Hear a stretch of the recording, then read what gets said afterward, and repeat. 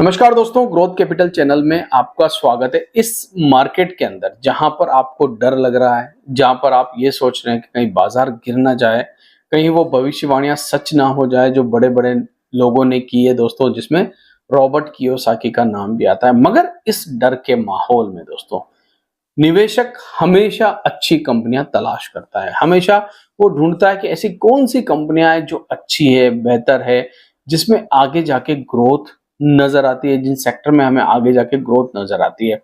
आज हम एक ऐसे ही सेक्टर को डिस्कस करने वाले हैं और उसमें एक कंपनी को हम डिस्कस करेंगे। सेक्टर को हम पहले भी डिस्कस कर चुके हैं, ऐसा नहीं है। मैंने लास्ट वीडियो जब बनाया था तब मैंने आपसे कहा था कि जब बाजार में तेजी आएगी तो कौन सा सेक्टर सबसे पहले रिकवरी करेगा। जी हाँ, सेक्टर था पावर सेक्टर, एनर्जी सेक्टर। और आज हम पावर सेक्टर की दोबारा बात करने वाले हैं और उसमें भी हम एक कंपनी को डिस्कस करने वाले हैं जो कि इंडिया में लार्जेस्ट सोलर मैन्युफैक्चरिंग कंपनी, मतलब सोलर एनर्जी मैन्युफैक्चरिंग कंपनी है। तो चलिए दोस्तों, कंप्यूटर स्क्रीन पर चलते हैं। उससे पहले आज के दिन का फर्स्ट वीडियो ऑलरेडी मार्केट के ऊपर डाल चुका हूं। वो वीडियो अगर आपने नहीं देखा है तो उसे जरूर वॉच कर लीजिएगा।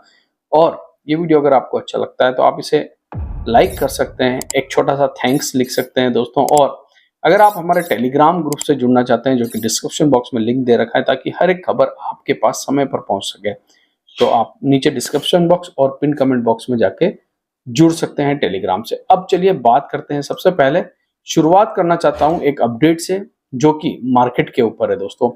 तो अगर मैं मार्केट के अपडेट की बात करूं तो एफआईडीआईस का डेटा दोस्तों आज के दिन का यहां अपडेट हो चुका है, क्योंकि हमने जो लास्ट वीडियो बनाया था तब तक एफआईडीआईस का डेटा अपडेट नहीं था।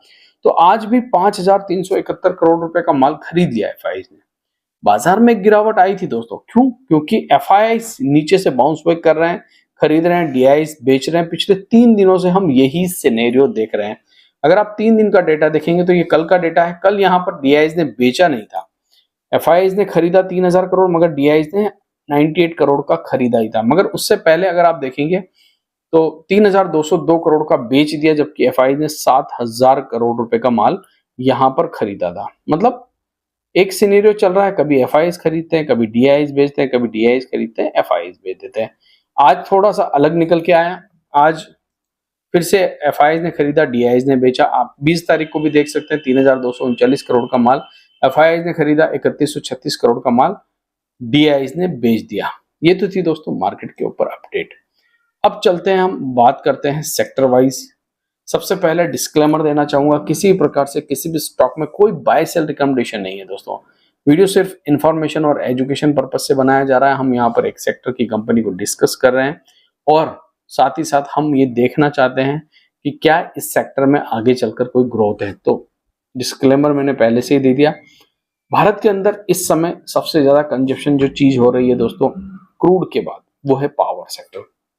और धीरे धीरे क्रूड की निर्भरता खत्म करने के लिए सरकार काम भी कर रही है। वो चाहती है कि हम पावर के ऊपर चले जाएं, इलेक्ट्रिसिटी के ऊपर चले जाएं, चाहे हमारे व्हीकल्स हो, चाहे हमारे घर की बिजली हो, चाहे हमारे किसानों के उपकरण हो। मतलब हर चीज बिजली से चलनी चाहिए और उस पर भारत सरकार लगातार काम कर रही है। और उसमें भी अलग अलग सेक्टर है, कोई थर्मल पावर है, विंड एनर्जी है, या ये कह लीजिए कोल बेस एनर्जी है, सोलर पावर है। ये सारे ट्रांसफॉर्मर पावर सेक्टर को ट्रांसफॉर्म कर रहे हैं। मतलब हम आगे चलकर प्रगति कर रहे हैं धीरे धीरे।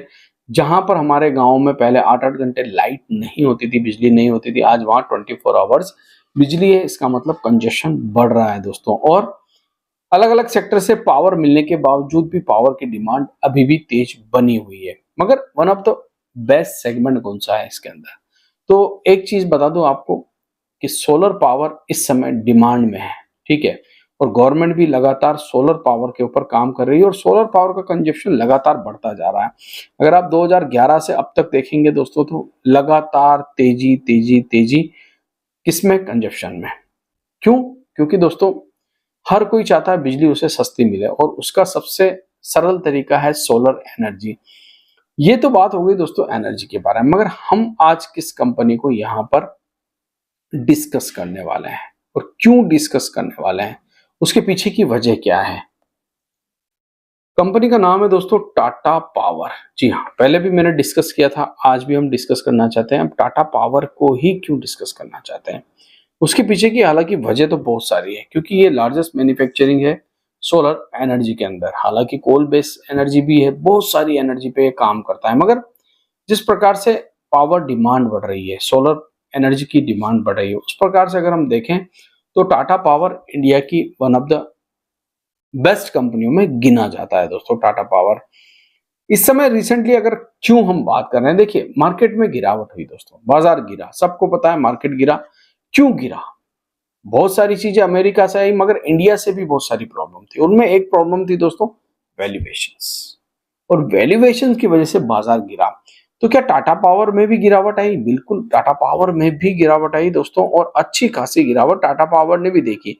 मगर क्या वैल्यूएशंस हाई थे, मगर इतने नहीं। अगर हम रिजल्ट को देखते हैं, अगर हम रिजल्ट की बात करते हैं, तो दिसंबर क्वार्टर 1188 करोड़ रुपए का इस कंपनी ने प्रॉफिट किया दिसंबर के अंदर, 1188 करोड़, जो कि पिछले साल के मुकाबले अच्छा था। 1093 करोड़ का पिछले क्वार्टर में था, और सेम क्वार्टर के अंदर 1076 करोड़ का था। मतलब पिछले साल के मुकाबले, पिछले क्वार्टर के मुकाबले यहां पर रिजल्ट बेटर थे दोस्तों। और अगर ईयरली बात करूं, तो जिस क्वार्टर के अंदर आप देख रहे हैं कि 4280 करोड़ का जिस ईयर के अंदर 2024 के अंदर प्रॉफिट हो रहा है, वो टीटीएम बेसिस पे इस समय 4515 करोड़ रुपए का प्रॉफिट कंपनी बना दिखा रही है, 4515 करोड़ का। इसका मतलब ये है कि ईयरली भी रिजल्ट तो बहुत अच्छे थे। तो क्या शेयर होल्डिंग पैटर्न खराब था? नहीं।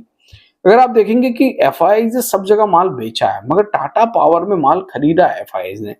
9.45% जो है हिस्सेदारी हो गई एफआईआई की, जो कि पिछली बार 9.15% थी। मतलब यहां पर बिकवाली एफआईआई ने की ही नहीं दोस्तों। डीआई 15% है, पब्लिक के पास माल 27% है, और प्रमोटर 46% है। एक चीज याद रखिए, देखिए एफआईआई का आना और जाना डिपेंड करता है उनके ऊपर, ना आप उनको रोक सकते हो ना उनको ला सकते हो। मगर जब इंडिया के अंदर एफआईआई की इतनी बड़ी बिकवाली हुई, वहीं पर टाटा पावर जैसी कंपनी में एफआईआई ने कोई सेलिंग नहीं की। ये थोड़ी सी सोचने की बात है। कंपनी लगातार प्रॉफिट कर रही है, और कंपनी का रेवेन्यू भी लगातार बढ़ रहा है, ये अच्छी बात है।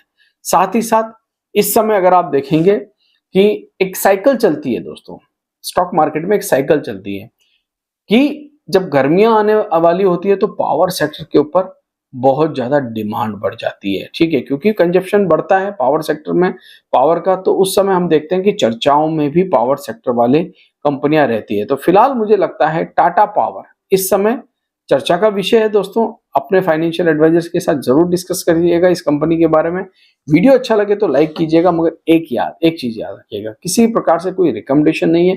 वीडियो मैंने सिर्फ इन्फॉर्मेशन और एजुकेशन पर्पस के लिए बनाया है।